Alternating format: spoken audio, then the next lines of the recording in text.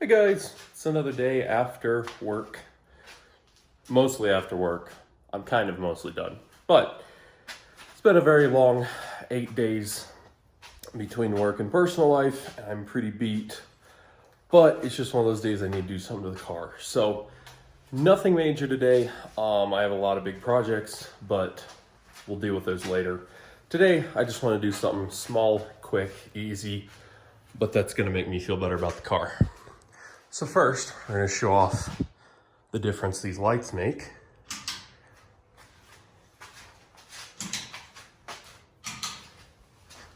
And boom. Shocking difference. Love it. But, so I think all I'm going to do today, soon here, and like I said, part of the reason these lights are now here, you can see how well I can see. I really got to tear into that timing belt. So I've got new timing belt, valve cover gaskets, I've got spark plugs, I've got all new ignition wires, I've got water pump.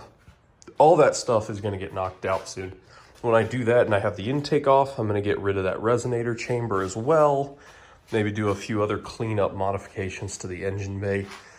I really want to order and tackle the ABS and traction control delete soon. So next time I get a little extra cash, I'm going to tackle that. Today, all we're going to do, because I really want to simplify, clean up the engine bay. This is going to be a 5-minute modification. I'm trying to keep this car as streetable as possible, because it's still going to be a street car for at least the rest of this year, since there's really not any racing or anything going on. Tracks are closed. Hopefully we'll get back out there this fall. But I'm going to be doing more street driving than track driving with this car. So as part of that, stuff like the air conditioning is going to stay for now. I'm going to try to keep all the creature comforts that I can reasonably keep, while also making this thing more fun to drive and cleaned up. So one thing I really want to do is really clean up this engine bay, because it's just kind of a cluttered mess as it stands. So we're going to delete today our cruise control, because that is something I really am not going to use in this car at all. The longest trips this car's ever going to make is really Denver and back, and usually I just use it to run around town for fun when I want to give the big LS a break. So I'm just going to tackle in, yank this out, and then maybe see if there's a few other small things I can do to clean up my engine bay today. Now I'm going to leave the control stalk on the steering wheel for now. So I'm going to replace the steering wheel at some point in the near future, or far future, or future. And that's kind of attached to the steering wheel, and that's another item I'll donate to someone's interior redo. But to take this out of the engine bay, it's super simple. This cover just pops off. And you can see here, we've got one electrical connector. We've got this, which will pull this little bracket off.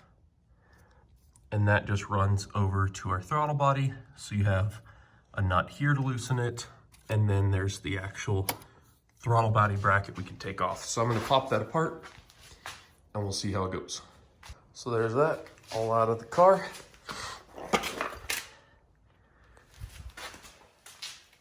So not a huge change, but a little room cleared up. For now, I just zipped the connector off to the harness. That's something later on when I kind of move these harnesses around, simplify them and stuff, we'll just get rid of that wiring entirely. But looking at this, I'll dive more into this once I have this all torn apart to do the valve cover gaskets. But I think I could possibly remove this entire bracket and maybe the motor underneath if that's involved with the cruise control. I'm gonna have to do some research and find out. But I can probably simplify this mess a little more as well, which would be awesome. But there you have it. Quick mod, simple mod. There's also, of course, the ECU for it, which is down in the kick panel. When I do more interior tear out and run across that, I'll just remove it at that point. But since it's like a 1-pound part, probably I'm not too stressed about it. So anyway, it's literally 4 bolts and a couple of nuts and it's out. So just makes me feel better. And it's the start to a cleaner engine bay.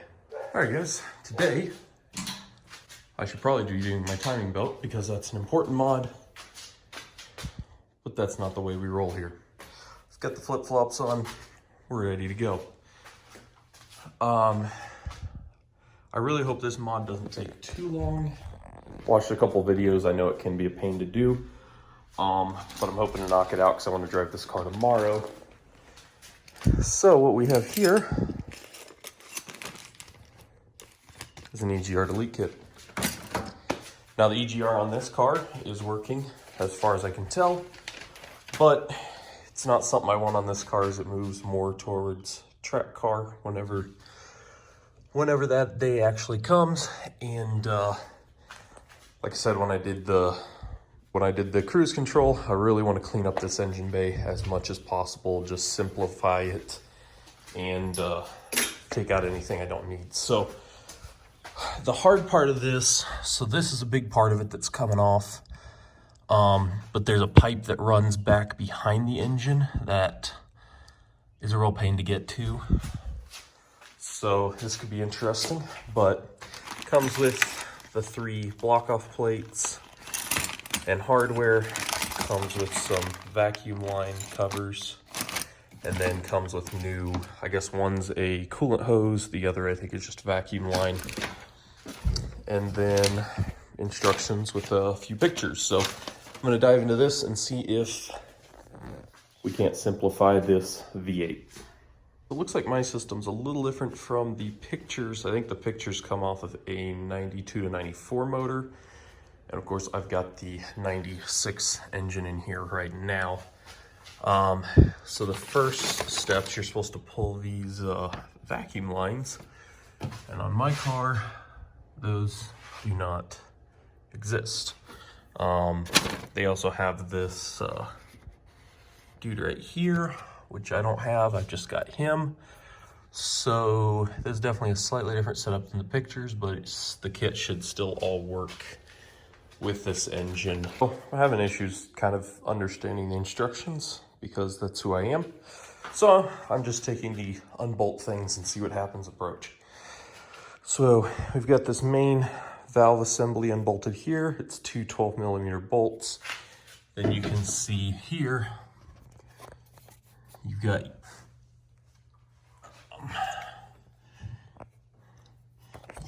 you can see how crusty it is in there. It's definitely dirty. You can see this here plugs in here. I believe this is where the resistor goes.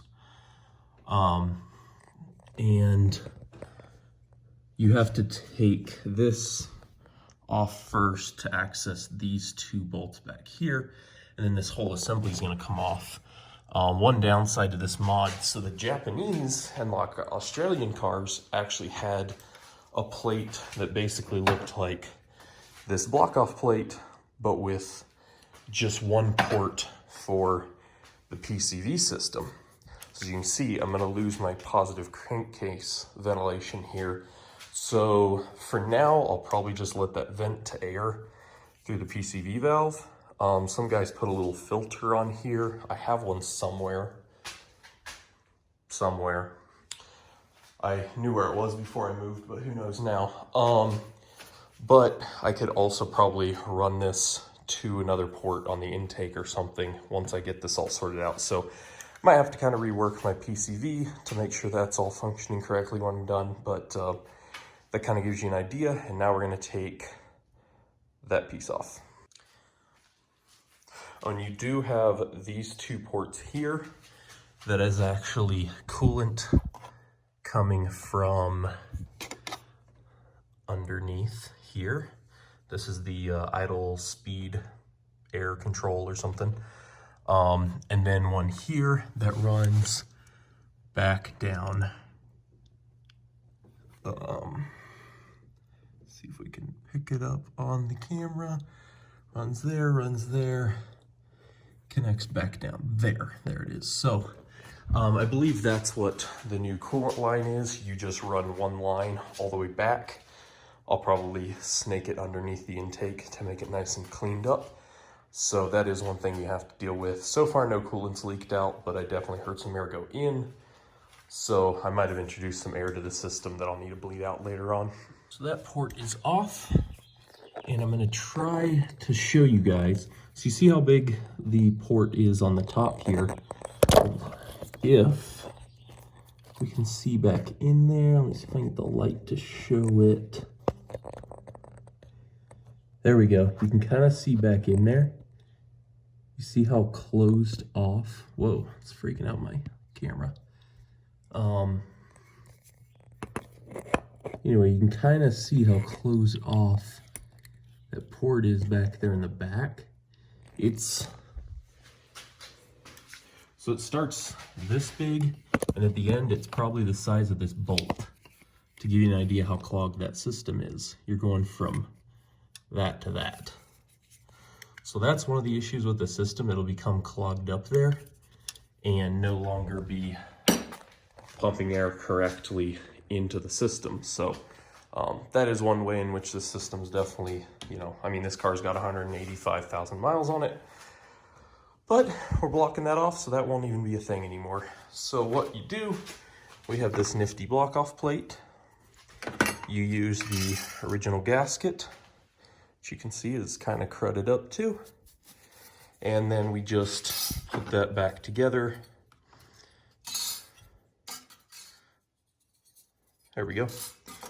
Just use the original gasket, and we're gonna bolt this in place, and that first step will be done. So one little complication already. So the factory bolts are too long. They bottom out without tightening. So you have to use the new bolts supplied with the kit. I decided to go no washer just for a little cleaner look. But the other problem is you can see these studs were nowhere near hitting that. So I was digging around in my random bolts box, found a couple spacers I could use, but I decided I'm gonna do one better. I'm actually just gonna pull the studs and then use 2 more of their bolts and just do 4 bolts. That way I don't have the studs sticking out. And then if I need more bolts, I have plenty. I'll be able to find a spare to use for the other block off plates, I believe. So yeah, I do have these little aluminum spacers that would have worked, but I'd rather get rid of the studs. So yeah, I've got this little tool. It just grabs on and you can turn them out. So I decided to remove this as 2 parts. So this is the top portion. You can see back here, it attaches down there. That next section of pipe, I gotta get off, it's the hard part. And then right there is where it bolts into the engine. That's where one of the block off or into the intake manifold. That's where one of the block off plates goes there, and then the other will go where I removed that guy. This is the hardest part of this whole job. Again, bolts are too long to get that plate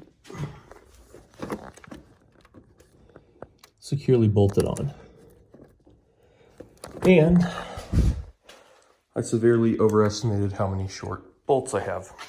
So we are going to go with the tried and true garage hack of washer stacking to make this work for now. For this next part, we have to come under my very leaky car. I actually just realized, I think, we'll focus in there. There was a drip of coolant right there. I think that cap might actually be leaking some coolant, so that might be something to reseal when I have it apart to do the... Zoom's arguing with me. When I have it apart to do like the water pump and stuff and the coolant strained out, I might have to get under there and just refit that. But anyway, I think I found, so for reference, here's our oil pan. Here's our exhaust manifold. I believe that's our culprit, where the other end of that pipe has to be blocked off. So that's where it actually pulls the exhaust gas from to recirculate it off this passenger side manifold. So As you can probably tell, the nuts are up on top of that, and it's gonna be really, really interesting to get at. All right, guys. That was awful. I'm bleeding. I did a lot of cussing. So the instructions, I think the older motors, this is just one long pipe, and you unbolt at the top, you unbolt at the bottom at the exhaust, and there's like a bolt on the back of the head that keeps it in place, which is the hard part. Well, on this version, the short pipe goes down and runs through, like runs the air through like a water jacket. And then this one bolts to the side of that and runs down to the exhaust pipe. And getting this off, just this pipe off the back of the engine, 4 nuts, right? Took me 2.5 hours. It was awful. But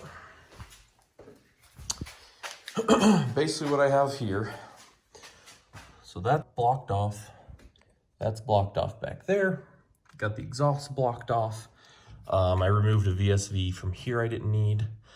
This VSV is actually runs startup and idle fuel pressure, so I got to keep him.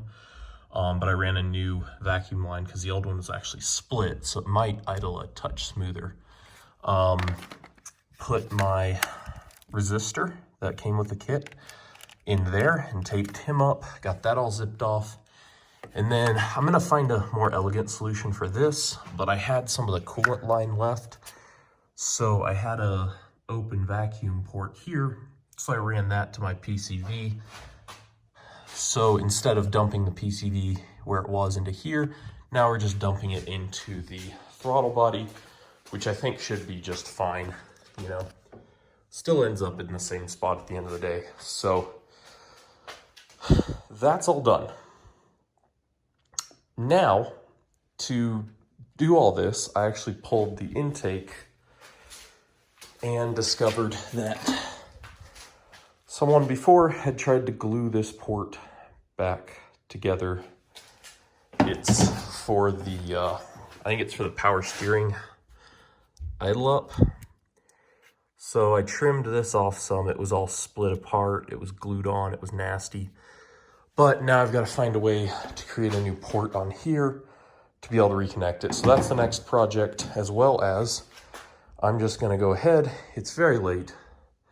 It's like almost 9 o'clock. It's dark. I hope my neighbors aren't angry. But since it's apart, I want to go ahead and see if I can take off this tank and seal up the hole inside and just not have that anymore. Yeah, so I'm gonna see if I can do that, and we'll update you hopefully shortly. There we have it, all back together. No more EGR mess there. No more big tank mess here. So that's a little more streamlined. I actually have my kit for the ABS delete already, so that's gonna happen pretty soon, and I'm so excited for that. But that'll be it for tonight. I'm gonna roll this thing out and make sure it doesn't pop any codes or anything on me and runs correctly.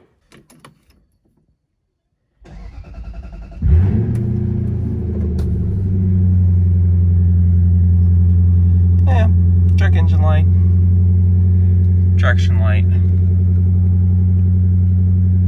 Cool.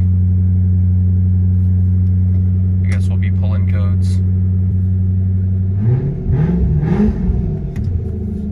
Oh, pull it in and see what we're throwing.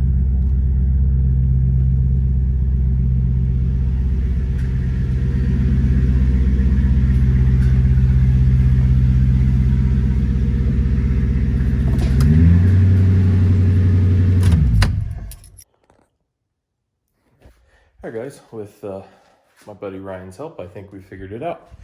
He was Googling for me while I was messaging with him and fiddling with it. So on the 94 or 5 and unders, You can just put the resistor in the little heat temperature probe connector. However, on mine, I guess the 96 and ups do not accept this. So the answer is to take the top motor portion off of the EGR valve, and you just take this top piece off. I actually was able to, I bolted it to the fuel rail, and you just plug that in. So the rest of the EGR valve, you know, is here, that we took off the side of the intake, and that is just the top cap portion. But the second I plugged that in, I was able to clear the code again, and it didn't throw any further codes, because it was immediately throwing a code on startup. So hopefully that's the answer. Now we're finally done for the night. It's 10:30. I gotta get some sleep, and yeah. Hope this was at least somewhat informative for you guys. I'm hoping at least some of these videos will help some other folks figure these out, because I know little projects like this, it's really hard to find info and videos on how to do this stuff. So anyways, have a great night, and I'll see you next time.